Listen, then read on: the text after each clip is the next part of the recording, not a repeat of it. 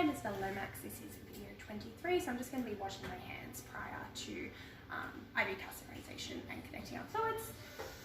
So for our hand wash, I'm just going to be washing my hands thoroughly, making sure that I'm getting my fingertips. Hi, my name is Lomax. This is video 23, so I'm going to be setting up some fluids today. First thing I'm going to be doing is checking the integrity of the packaging.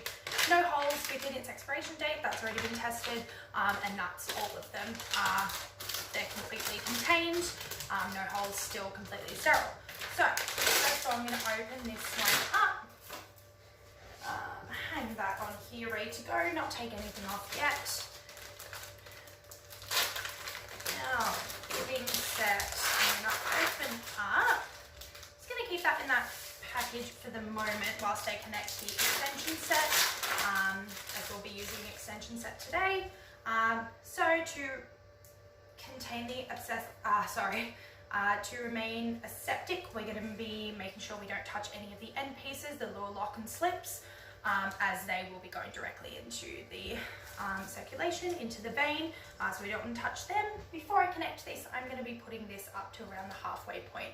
Our little roller, just to close that off so things don't move too fast. Also going to make sure that the end, either no cap, is just remaining in the packaging to remain as aseptic as possible, to make sure no contamination gets in there. Now, I'm going to take this one off first, and then I'm going to take this off, making sure that nothing touches anything else, my hands, just anything in between, that I don't drop it obviously. I'm going to fill this up to a third of the way as well.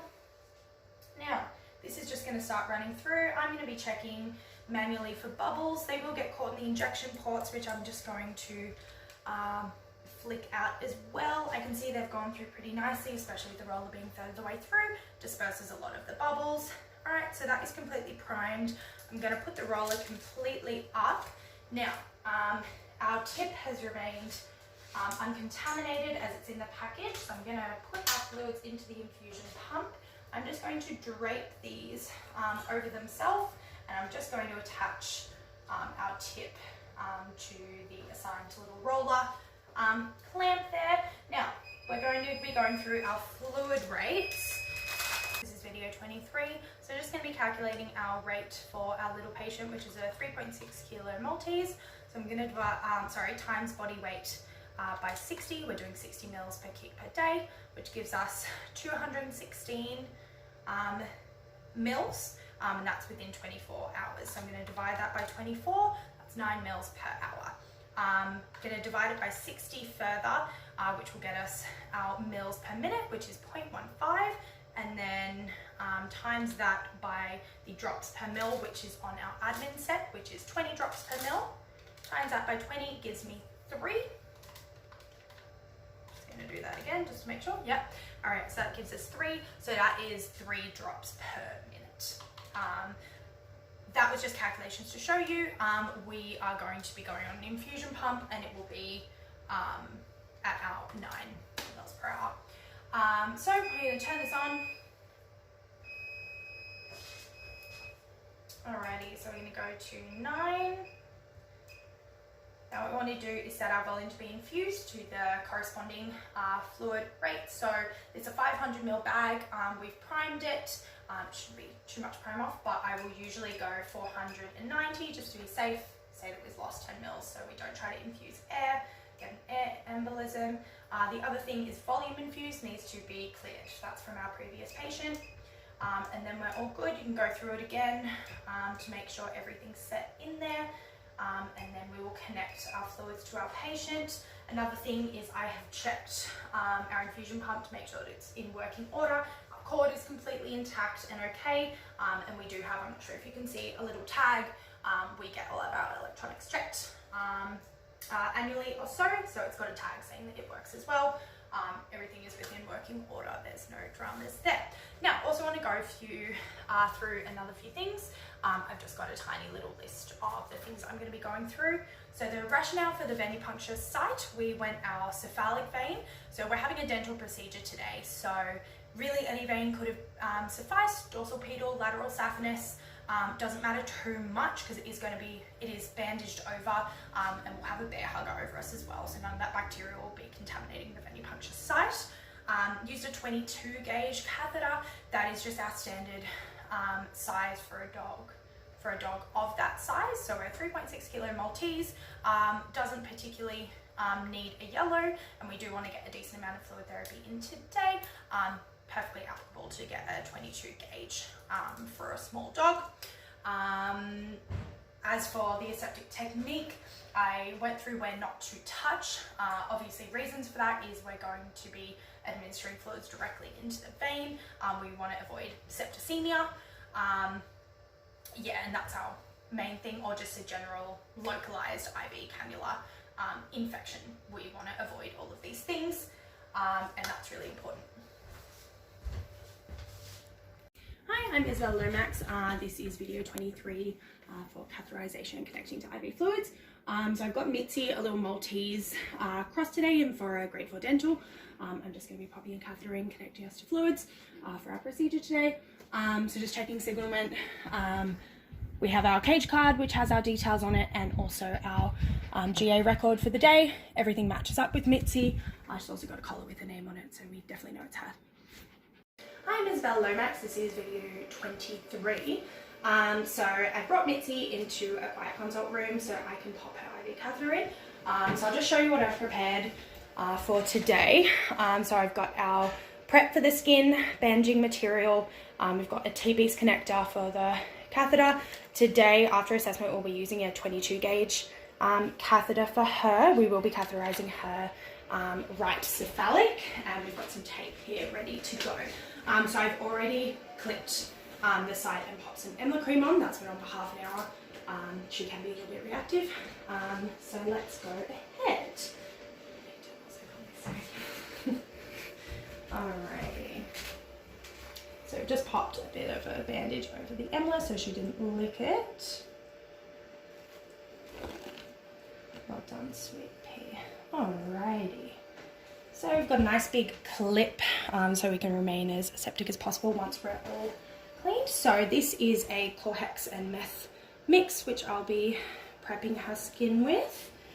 So I'll give it a good scrub initially just to get any gross material off, and also get that Emla cream off. And then the same for a surgical prep. I want to be starting from the middle and going out from where I'll be catheterizing until it's all clean. Beautiful. That looks good. Now I've already got gloves and washed my hands, so I'll get Jazz to just hold up this vein for me so we can see the vein popped up right there. So I will be using a 22 gauge catheter. So I just opened that then, but there was no signs of it being open prior. The expiration is within date. There's nothing physically wrong with the catheter. It's been assessed. Now, so this has to be aseptic. We do not want to be touching the tip of the needle. So yeah, we will go from here. Want to make sure that the bevel is up. Alrighty. So now that I can see that vein, I want to hold the skin taut for that one. Now I'm going to be holding the catheter at a 45-degree angle just for the initial insertion of the catheter. I'm going to be looking out for flashback, and now we've also got blood in the hub. Now I'm going to reduce the angle, insert that a bit further, and now we will be advancing, holding the stellette in place, advancing the catheter itself in. Jazz will now hold off the very tip of the cannula inside. We want to avoid holding off this area to maintain a sepsis. Now I'll pop this over here, we'll pop that in a sharp spin. Now this also needs to go in here. Now we go and you make sure that we've got blood flow. That's coming through nicely. So we know that we're definitely in the vein. Now we're going to be taping it in. So I'm going to be going underneath the catheter first, making sure that that's held in. I did shave her feathering at the back as well to make sure that's not getting in the way. Alrighty.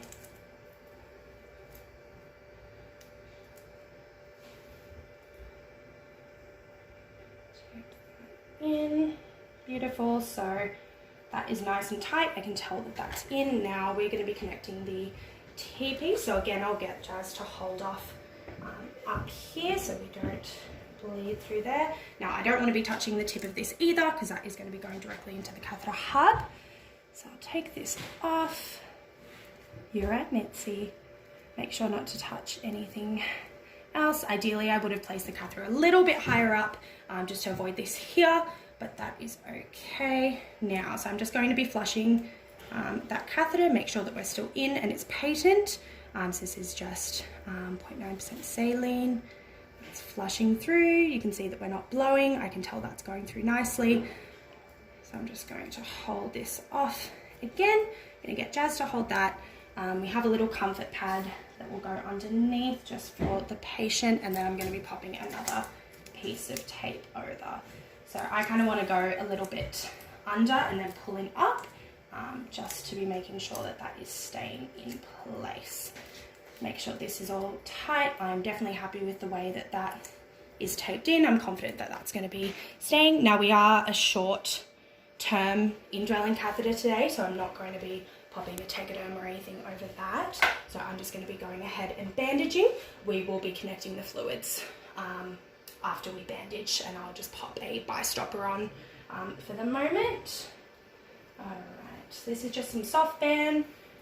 Just going to be popping that all the way over the leg. I will leave a tiny little bit at the bottom just for her nails. You don't want to leave too much because they can get edema if it is too tight, and especially the vet wrap. So with the vet wrap, I want to be making sure that it isn't too tight. Don't want to be using any force at all. So I'll pop that in. Every time I'm going to be rolling it out a little bit just to make sure that there's not too much pressure. Oh no, it's it. You're okay, sweetie. Alright. So that injection port is available if we need it, easy access. Just going to leave those toes out. Usually they're a little bit more comfy with that as well. I'm just going to fold this over, practically just for us, so we can get that off a little bit easier. Now for the moment, until I get the fluids, I'm just going to pop the bi-stopper on here. So again, I don't want to be touching the end of this or the bi-stopper, so I'm going to be opening this aseptically. Open that. Now I'm going to be taking this off, making sure that it's not touching anything.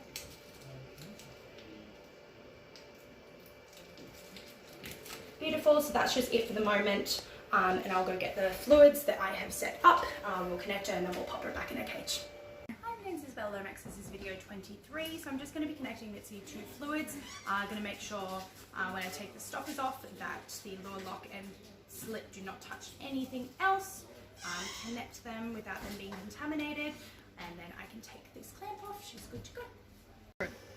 Hi, I'm Isabel Lomax. This is video 23. This is Mitzi. I'm just going to be taking her back to her housing for the moment, where she will stay to get ready for her dental procedure. She will be pre-medded soon after she's got an hour or two of fluid therapy. So we'll just be coming through.